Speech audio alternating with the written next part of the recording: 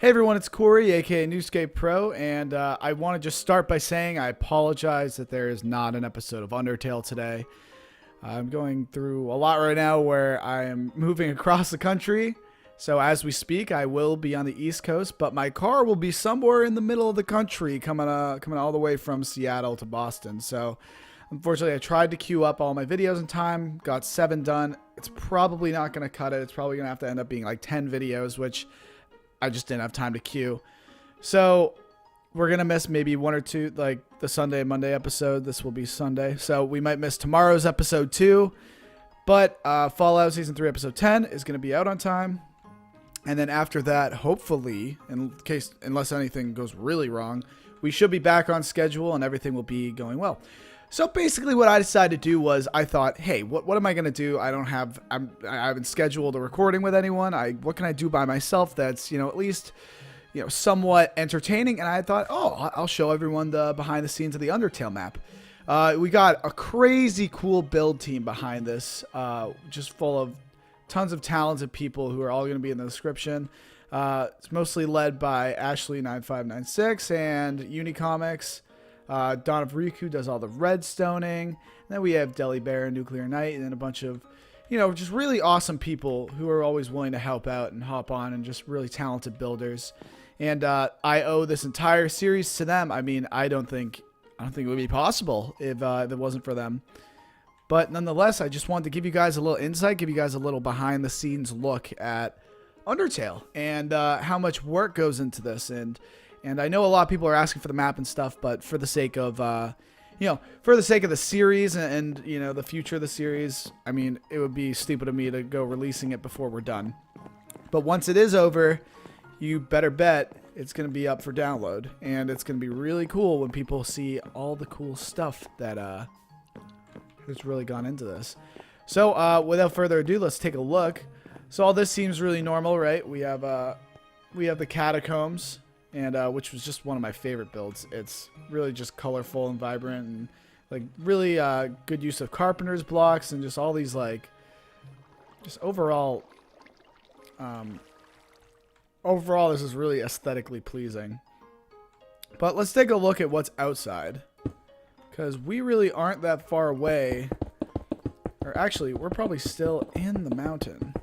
So hold on, I'll cut to when we're outside. So a good chunk of the RP takes place inside the mountain. It goes right through, but obviously the world of Undertale is very large, so we kind of cut out here.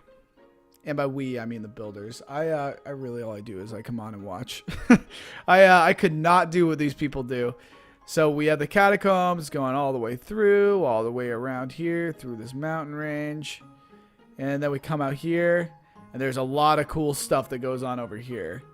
This area is just incredible. So this gives you an idea of the redstone that goes into the actual puzzles that we use, the ones that Papyrus has set up, and just the ones that we experience in the Catacombs, which is right here. But then eventually we come to this point, and I believe this should be right around Toriel's house. And yeah, so this should be right around Toriel's house, and that's when we leave the Catacombs and we go into the rest of the underground. It's really cool because a lot of these complicated things we have to brainstorm and figure out like how we're going to do it. I think it's really interesting how we'll, play the game, watch playthroughs of the game, all that stuff, right? And we'll say, all right, how are we going to do this trap? How are we going to do this puzzle? And we all brainstorm. Me, the builders, the actors, everyone, we all brainstorm. We say, all right, well, I think this would probably be the best way to do it. And, we come up with a logical solution. Let me give you guys an example. So here's one example of the redstoning that Dawn put into this map.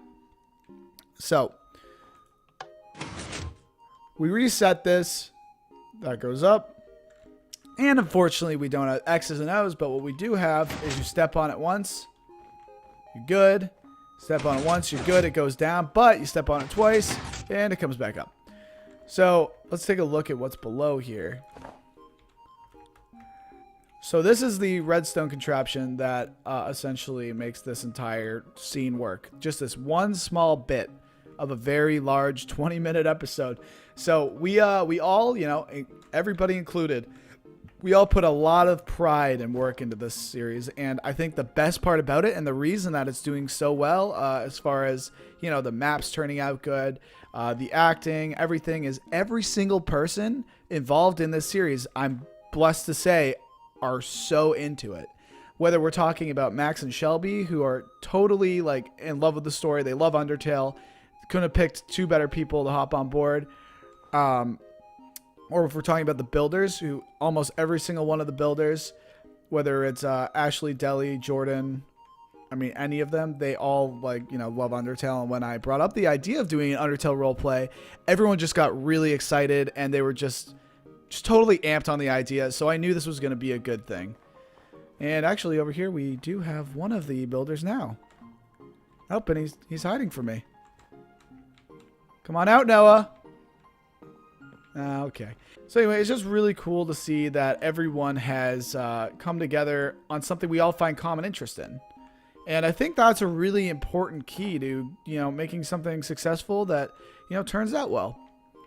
So another example right here, the way that we accomplish this part where it's the rotating colors and all that, right? Hello. The way we did this was Don has a command for world edit, and he would stand invisible up there and select the two regions, right?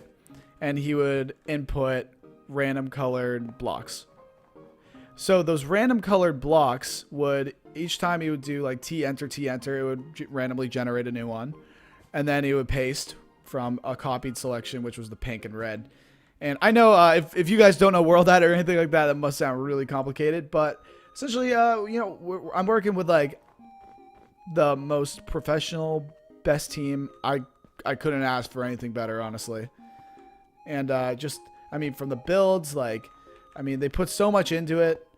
It's pretty crazy. And, you know, I'm just trying to put my all into it as well. And it's cool that I found a team that, you know, wants to make something awesome like I do. You know, I want to make something awesome. They want to make something awesome. And it's just great when something works out like that, right? So, okay, let's move on. Over here we have the Gauntlet of what is it? The Gauntlet of Terror or something like that. But yeah, so we were stumped. We already had the actors in, like, not the body actors, but the actual voice actors. So like Shelby and Max and Adam. So they were all already in here, and we were like, how are we going to do this Gauntlet of Terror thing? And then we were like, oh, well, Don came up with some ideas. He decided he would be invisible holding an axe. We have the fire. And then he added like a dog on a leash, and then the cannon, and it looked pretty good, I think. And he just removed the walls, and it was like it just appeared out of nowhere, which I thought was just awesome. And these are just custom paintings, stuff like that. It's for stuff I really just can't do without it, you know. Now this part, Snowden was an incredible feat for us to accomplish. You know, the build is just great. I'm so glad that it turned out like Snowden, right?